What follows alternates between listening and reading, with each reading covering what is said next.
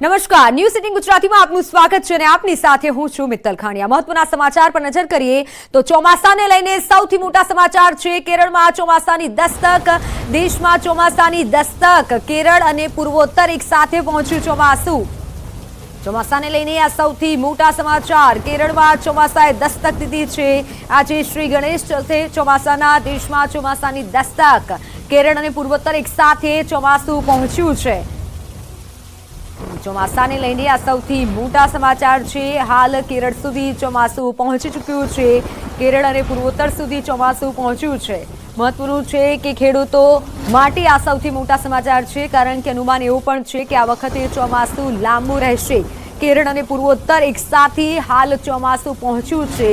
આ સૌથી મોટા સમાચાર છે। દેશમાં ચોમાસું પહોંચી ચૂક્યું છે, એટલે હવે ધીમે ધીમે ચોમાસું આગળ વધશે અને ગુજરાતમાં પણ દસ્તક દેશે। હાલ કેરળ સુધી ચોમાસું પહોંચ્યું છે। કેરળમાં ચોમાસાની દસ્તક અને આગાહી એવી પણ છે કે આ વખતે ચોમાસું લાંબુ રહેવાનું છે, વધુ દિવસ સુધી રહેવાનું છે। ઓનલાઈન પર સહયોગી લખમણ જોડાઈ ચૂક્યા છે। લખમણ, આ વખતે ચોમાસું લાંબુ રહેવાની પણ આગાહી છે, બીજી તરફ કેરળ સુધી ચોમાસું પહોંચી ચૂક્યું છે। ગુજરાતમાં કયા સમય આવી શકે છે?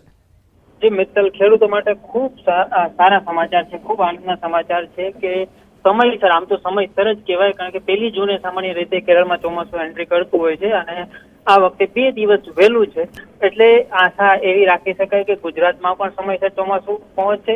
હાલ જે ઇન્ડિકેશન મળી રહ્યા છે, જે વિવિધ વેધર મોડલમાં જે સંકેતો મળી રહ્યા છે એ પ્રમાણે 7 કે 8 તારીખ સુધીમાં મુંબઈ સુધી, એટલે કે મહારાષ્ટ્ર સુધી ચોમાસું પહોંચી શકે છે અને ત્યારબાદ લગભગ અઠવાડિયામાં ગુજરાતમાં ચોમાસું એન્ટ્રી કરી શકે છે। એટલે ખૂબ એક આનંદના સમાચાર છે કે સમયસર ચોમાસું ગુજરાતમાં પણ એન્ટ્રી કરશે। અને જે રીતે આ વખતે જોવામાં આવે તો ચોમાસાએ એક અનોખી રીતે એન્ટ્રી કરી છે, કારણ કે હંમેશા એવું બનતું હોય છે કે કેરળથી ચોમાસું શરૂઆત કરતું હોય છે, સૌથી પહેલા કેરળમાં હિટ થતું હોય છે, પરંતુ આ વખતે ઘણા વર્ષો બાદ પહેલી વખત એવું બન્યું છે કે નોર્થ ઈસ્ટ, એટલે કે પૂર્વોત્તરના રાજ્યો અને કેરળ, મતલબ કે દક્ષિણ ભારત અને પૂર્વોત્તર ભારતમાં એક સાથે ચોમાસાએ એન્ટ્રી મારી છે। લગભગ પૂર્વોત્તરના મોટા ભાગના રાજ્યોને ચોમાસાએ કવર કરી લીધું છે, ત્યાં સુધી એન્ટ્રી કરી લીધી છે અને કેરળના પણ કેટલાક ભાગોમાં ચોમાસું બેસી ગયું છે। હજુ પણ દેશમાં ચોમાસું આગળ વધવા માટે, કેરળના કેટલાક ભાગોમાં ચોમાસું આગળ વધવા માટે સ્થિતિ ખૂબ જ સાનુકૂળ છે, એવું હવામાન વિભાગ તરફથી જણાવવામાં આવ્યું છે। મિત્તલ, બિલકુલ લખમણ, અને આ સાથે ક્યાંક આ વખતે થોડું વહેલું ચોમાસું બેઠું છે, તો આ વખતે કેવો વરસાદ રહી શકે છે? અનુમાન પણ વ્યક્ત કરવામાં આવ્યું છે। શું વધુ વરસાદ પણ આ વખતે થઈ શકે તેવું અનુમાન છે? જી, હવામાન વિભાગ દ્વારા એપ્રિલમાં પણ પોતાનું જે ચોમાસાનું પૂર્વાનુમાન રજૂ કરવામાં આવ્યું હતું, એમાં પણ દેશમાં સામાન્યથી વધુ વરસાદનું અનુમાન લગાવવામાં આવ્યું હતું અને હમણાં 2 દિવસ પહેલા જ હવામાન વિભાગે પોતાનું ફાઇનલ જે બીજું જે પૂર્વાનુમાન હોય છે એ પણ રજૂ કર્યું છે અને એમાં પણ એવો જ દાવો કરવામાં આવ્યો છે, એવું જ અનુમાન છે કે દેશમાં આ વખતે સામાન્યથી વધુ વરસાદ થશે, જેમાં ગુજરાત પણ સામેલ છે કે જેમાં સામાન્યથી વધુ વરસાદ થશે। એટલે ચોમાસું ચિક્કાર વરસાદ સાથે રહેવાનું છે, ખૂબ સારો વરસાદ થવાનો છે, એવું હવામાન વિભાગનું અનુમાન છે। સાથે જ ખાનગી હવામાન સંસ્થા જે સ્કાયમેટ છે એનું પણ એવું જ અનુમાન છે। સાથે જ જે ગુજરાતના ખ્યાતનામ આગાહીકારો છે તેઓએ પણ એવું જ અનુમાન દર્શાવ્યું છે કે આ વખતે ગુજરાતમાં સારો વરસાદ થશે, દેશમાં સારો વરસાદ થશે અને પાછોતરા વરસાદ, મતલબ ચોમાસું લંબાય એવી પણ આગાહી કેટલાક હવામાન નિષ્ણાતો દ્વારા કરવામાં આવી છે। મિત્ર, બિલકુલ લખમણ, આભાર સમગ્ર માહિતી બદલ। તો ક્યાંક ચોમાસું લંબાય તેવી પણ આગાહીકારો દ્વારા કરવામાં આવી છે અને હાલ કેરળ સુધી આ ચોમાસું બેસી ચૂક્યું છે, એટલે થોડા દિવસો બાદ ગુજરાતમાં પણ ચોમાસું દસ્તક દેશે, પરંતુ આ વખતે ચોમાસું થોડું વહેલું બેઠું છે।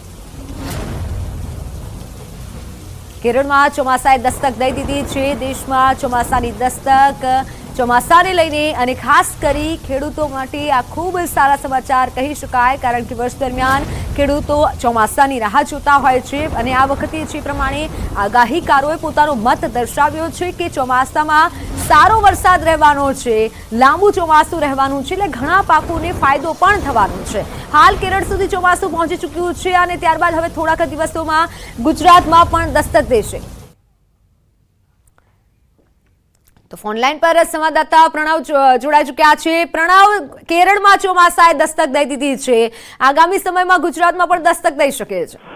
ચોક્કસ ગુજરાતીઓને ગરમીથી રાહત મળશે અને સાથે જગતનો તાત તેને પણ માટે આ સૌથી સારા સમાચાર। અત્યાર સુધી ખેડૂતને હંમેશા માટે માઠા સમાચાર મળતા હોય છે કે તેનો પાક છે તે નિષ્ફળ ગયો છે, કમોસમી વરસાદ થાય છે. પરંતુ હવે સત્તાવાર રીતે જે કહી શકાય કે ચોમાસાએ દસ્તક કેરળમાં આપી દીધી છે, અને જે રીતે પૂર્વ અનુમાન પણ લગાવવામાં આવ્યું હતું કે આ વખતે ચોમાસું છે ભારતની અંદર વહેલું આવશે, એટલે કેરળમાં હંમેશા માટે જે એટલે ભારતની અંદર જે વરસાદનો પ્રવેશ થતો હોય છે તે કેરળ વિસ્તારમાં થતો હોય છે, એટલે કેરળની અંદર હંમેશા માટે 1 થી 5 જૂનની અંદર પ્રવેશ થતો હોય છે. પરંતુ આ વખતે મે મહિનાના અંતની અંદર જ કેરળની અંદર ચોમાસાનો પ્રવેશ થયો છે, એટલે ચોમાસાએ દસ્તક ભારતમાં આપી દીધી છે. એટલે જગતના તાત માટે સૌથી મોટા સારા સમાચાર છે. જો વાત કરીએ ભૂતકાળની તો 2023ની અંદર ભારતમાં જે ચોમાસું છે તે 8 દિવસ મોડું રહ્યું હતું, એટલે ગત 2023ની 8 જૂને કેરળની અંદર ચોમાસું પ્રવેશ થયું હતું, અને તેના જ કારણે તે ગુજરાતમાં પણ એ ચોમાસું લેટ થયું હતું, એટલે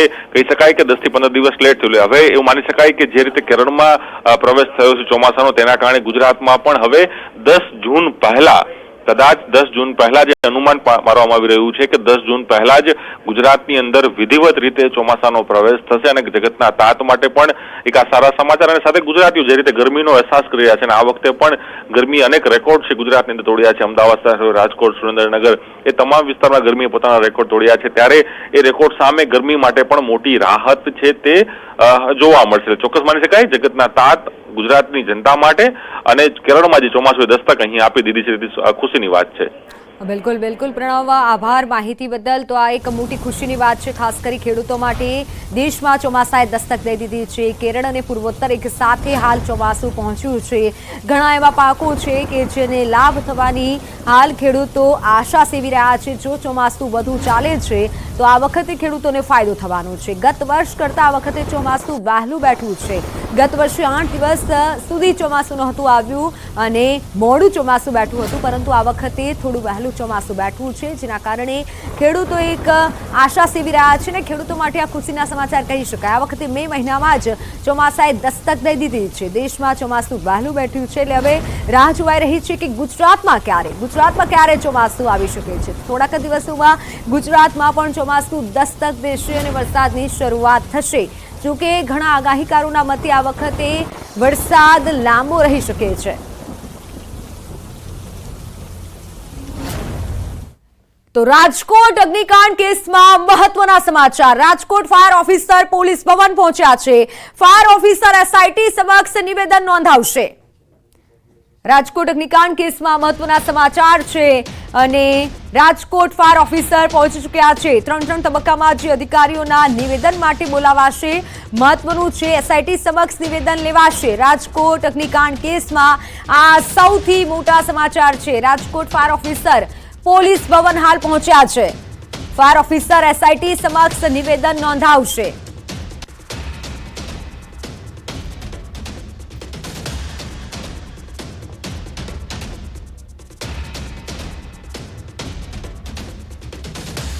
આગકાંડ કેસમાં અધિકારીઓને પૂછપરછ કરવામાં આવશે. ત્યારે રાજકોટ અગ્નિકાંડ કેસમાં આ સૌથી મોટા સમાચાર છે. સસ્પેન્ડ અને બદલી કરાયેલા અધિકારીઓની પૂછપરછ થશે. ગાંધીનગર ડીજીપી ઓફિસથી અધિકારીઓને તેડું, ટ્રાન્સફર કરાયેલા અધિકારીઓને ડીજીપીનું તેડું. 3 તબક્કામાં અધિકારીઓના નિવેદન માટે બોલાવાશે. તબક્કા પ્રમાણે અધિકારીઓના નિવેદન લેવાશે. ગાંધીનગર પોલીસ ભવનમાં નિવેદન લેવામાં આવશે. પૂછપરછ બાદ ગુનો દાખલ થાય તેવી શક્યતા છે. 27મીએ રાજકોટના 3 પોલીસ અધિકારી અને મ્યુનિસિપલ કમિશનરની બદલી કરાઈ હતી, જેમાં પોલીસ કમિશનર રાજુ ભાર્ગવ અને મ્યુનિસિપલ કમિશનર આનંદ પટેલ, આ ઉપરાંત રાજકોટ શહેર એડમિનિસ્ટ્રેશન અને ટ્રાફિક ક્રાઇમના એડિશનલ કમિશનર વિધિ ચૌધરી અને રાજકોટ શહેર ઝોન 2 ના ડીજીપી ડોક્ટર સુધીર જે દેસાઈની પણ બદલી કરાઈ હતી. તો રાજ્યના ડીજીપી આ 4 અધિકારીઓની પૂછપરછ કરશે. પૂછપરછ માટે ખાસ પ્રશ્ન બેંક પણ તૈયાર કરાઈ છે. આ કેસમાં રાજ્ય સરકારે તાત્કાલિક સસ્પેન્ડ કરાયેલા 7 અધિકારીઓની આજે પૂછપરછ થઈ શકે છે. તાજેતરમાં રાજ્ય સરકારે 7 અધિકારીઓને સસ્પેન્ડ કર્યા હતા, જેમાં 2 પીઆઈ, 2 આસિસ્ટન્ટ એન્જિનિયર, 2 ડેપ્યુટી એન્જિનિયરનો સમાવેશ થાય છે. રાજ્ય સરકારે ટાઉન પ્લાનિંગ શાખાના assistant engineer Jaydeep Chaudhary, town planning શાખાના assistant town planner Gautam Joshi, નાયબ કાર્યપાલ ઇજનેર MR સુમા, નાયબ કાર્યપાલ ઇજનેર અને તત્કાલીન મદદનીશ ઇજનેર પારસ કોઠિયા, અને આ ઉપરાંત પીઆઈ નો પણ સમાવેશ થાય છે. PI NI Rathod, PI VR પટેલને તાત્કાલિક અસરથી સસ્પેન્ડ કર્યા હતા. રીડર બ્રાન્ચમાં ફરજ બજાવતા હતા પીઆઈ વી.આર. પટેલ અને અગાઉ તાલુકા પોલીસ મથકે ફરજ બજાવી ચૂક્યા હતા અને જેમણે પાર્ક ચાલુ રાખવા માટે બુકિંગ લાયસન્સ માટે પોઝિટિવ અભિપ્રાય આપ્યો હતો.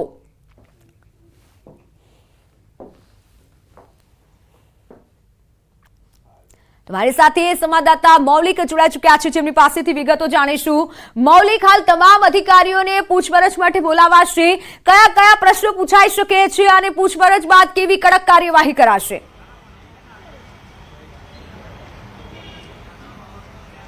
મિત્તલ, રાજકોટ દુર્ઘટના મામલે એસઆઈટીની ટીમ જે છે તે હવે તબક્કાવાર તપાસ કરી રહી છે. ખાસ કરીને વાત કરીએ તો જ્યાં સુધી તત્કાલીન પોલીસ કમિશનર અને તત્કાલીન આઈએએસ અધિકારી જે મ્યુનિસિપલ કમિશનર હતા તેમને પણ આ તપાસ માટે બોલાવાઈ શકે છે, કારણ કે 2021થી આ આગ નહોતી લાગી ત્યાં સુધી ગેરકાયદેસર રીતે કહી શકાય તે પ્રકારે આ ફન ઝોન જે છે તે ચાલતું હતું. તે કોની પરમિશનથી ચાલતું હતું, તેમને કોના તાબા હેઠળ તેમની પરવાનગી આપવામાં આવી હતી, તે પરવાનગી પાછળ કોનો હાથ હોઈ શકે છે, આ તમામ બાબત તપાસનો વિષય છે. અને તપાસ કરવા માટે તમામ આઈએએસ અધિકારી, આઈપીએસ અધિકારી અને આ સંકળાયેલા તમામ ફાયર ઓફિસરથી લઈ સિટી એન્જિનિયર જે છે તે લોકોની પણ તપાસ થઈ શકે છે, કારણ કે ત્યાં આગળ જે બનાવ બન્યો તે બનાવમાં લગભગ 28થી 30 જેટલા વ્યક્તિઓના જે જીવ ગુમાવવા પડ્યા છે અને તેને જ પગલે ક્યાંક રાજ્ય સરકાર ઉપર અનેક વખત જે છે તે આ વસ્તુ ઢોળાતી આવી છે.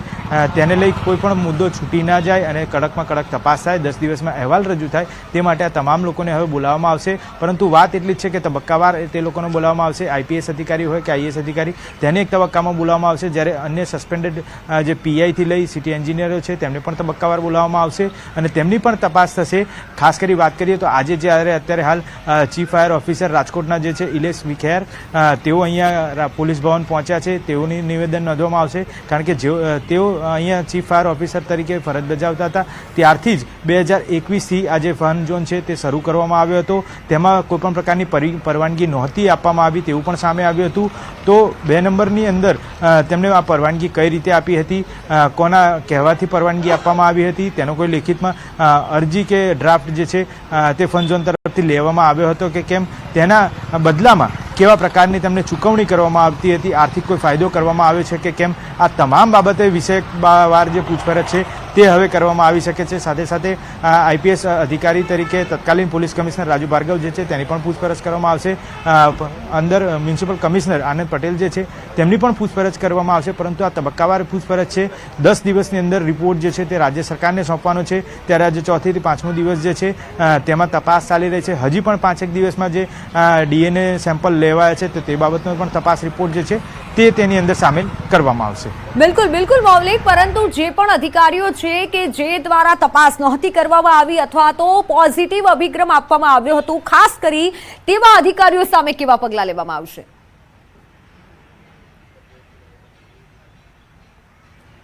મિત્તલ, સ્પષ્ટપણે વાત છે કે જ્યારે પણ આ પ્રકારની પ્રવૃત્તિ થતી હોય છે ત્યારે તેની લેખિતમાં મંજૂરી માગવામાં આવતી હોય છે. નહોતું તેનું બીયુ પરમિશન. રહેણાંક વિસ્તાર જે છે જ્યાં પાર્ટી પ્લોટ હતો અને પાર્ટી પ્લોટની અંદર જ આ પ્રકારે બંને ભાગીદારો મિત્રોએ ફન ઝોનની શરૂઆત કરી દીધી હતી. ત્યાં અનેક અધિકારીઓ જે છે તેના ફોટા પણ વાયરલ થયા હતા. તે લોકોને પણ તપાસમાં બોલાવવામાં આવી શકે છે, કારણ કે તેઓ ત્યાં ફરજ ઉપર હતા તે દરમિયાન જ તેમને ત્યાંની મુલાકાત લીધી હતી. તેમને પણ ખ્યાલ હતો કે આ પ્રકારની બનાવ જે છે તે ભવિષ્યમાં ક્યારેક બનશે તો તેમનું જે છે તે વાંક સામે આવી શકે તેમ છે. મ્યુનિસિપલ કમિશનર જે છે તેમની પણ પરવાનગી હોઈ શકે, પરંતુ લેખિત પરવાનગી નહોતી, ત્યાં આગળ તેમની મંજૂરી નહોતી અને તેમ છતાં પણ છે 2021થી આ પ્રકારનું ગેમ ઝોન જે છે તે ચાલતો હતો. તો ક્યાંક ને ક્યાંક કોકની બેદરકારી છે અથવા તો છુપા આશીર્વાદ જે છે તે સામે આવ્યા છે અને તેને પગલે હવે આ તપાસનો દોર છે તે આગળ ચાલી રહ્યો છે. બિલકુલ મૌલિક.